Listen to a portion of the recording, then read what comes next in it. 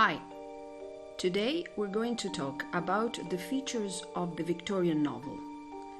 The 19th century is in fact known as the Great Age of the English novel.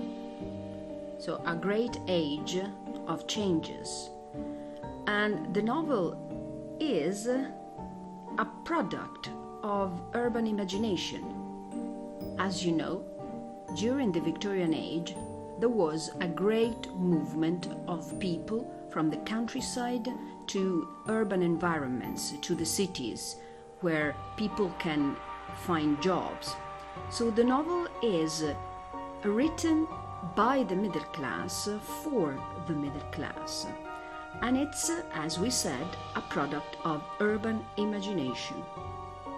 The city becomes, in fact, almost a protagonist of the novel, like in Dickens's novels.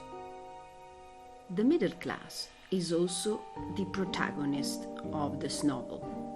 So, a genre produced by and for a middle class whose identification with stable social and moral values is central to the production of this novel, which becomes an instrument to transmit, to pass down on future generations these values. So, for example, there is the use of the rise and fall from a class to another to design the basic plot of this novel, because it focuses on the alteration of social relationships. And in a society where the individual is considered as an integral part of a solid mechanism, so like a cog in a clock, this novel has the task of transmitting these values.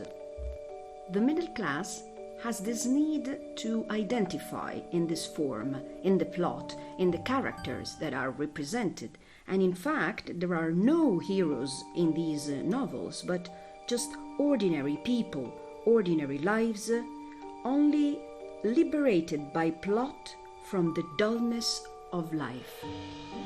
To be believed, these stories have to be written in a realistic style.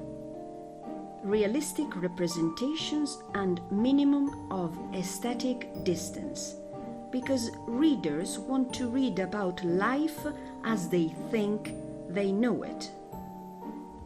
So the novel represents this low mimetic literary form, and in this kind of novel there is no escapist impulse. The focus is in fact on the troubles of life, of an ordinary life. The Bildungsroman is a form that well represents this need of taking a life as an example and representing it, telling the story from A to Z, from the birth of the protagonist and his or her growth into maturity. In this age, people and readers also need to be reassured.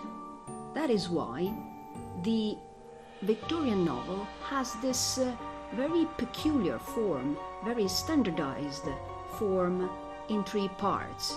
Generally, we have an introduction, a complication, and a resolution.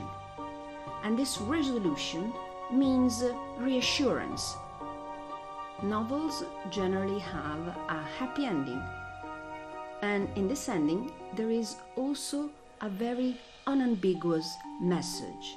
For example, in this battle between good and evil, good prevails.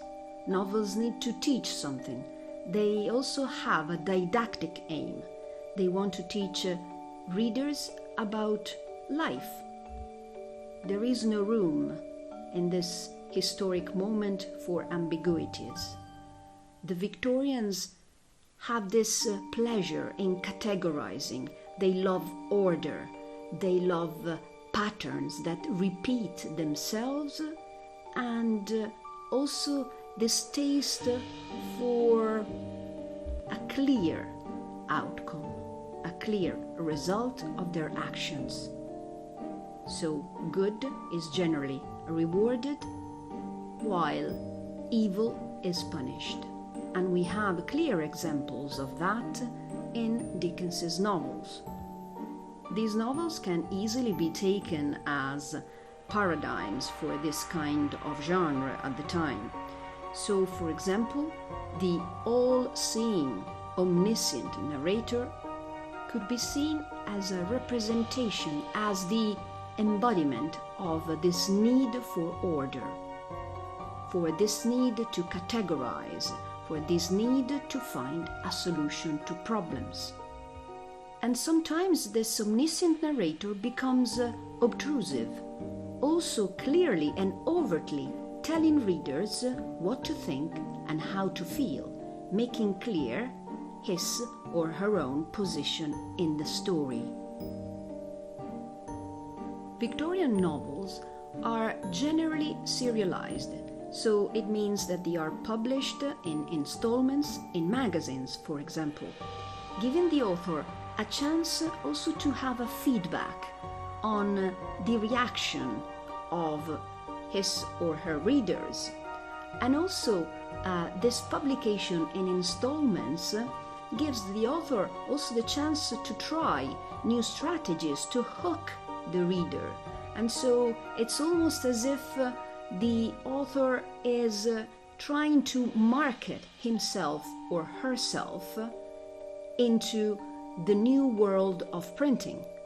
This world has expanded because of the mechanization of printing, and books have become commodities. The increase of printing is the result of the mechanization of printing itself, and also of the expansion of readership thanks to an increased literacy, and people read more novels. They read them privately, they read them together, and they also go and listen to authors like Dickens reading from their own works. So, if the Romantic Age was the age of poetry, poems focused on the self, they focused on the subjectivity of the individual. In that case, the individual related to nature and the divine. In the Victorian Age, the novel dominates as a genre because it focuses on the individual within society, on the relationship between the individual and the collectivity. The author observes society and represents it, possibly in the way people would like to see it. However, in this period, writers also produce the so-called social problem novel. This form aims at showing the negative effects of the second wave of industrial revolution on society. So, for example, Dickens writes about the plight of the orphan, the workhouses, and also that underworld of petty criminals, which is being investigated possibly for the first time. So, this age full of contradictions, full of changes, which sometimes seem to be out of control, relied for its own representation upon the form of the novel, as if the chaos could be turned into order.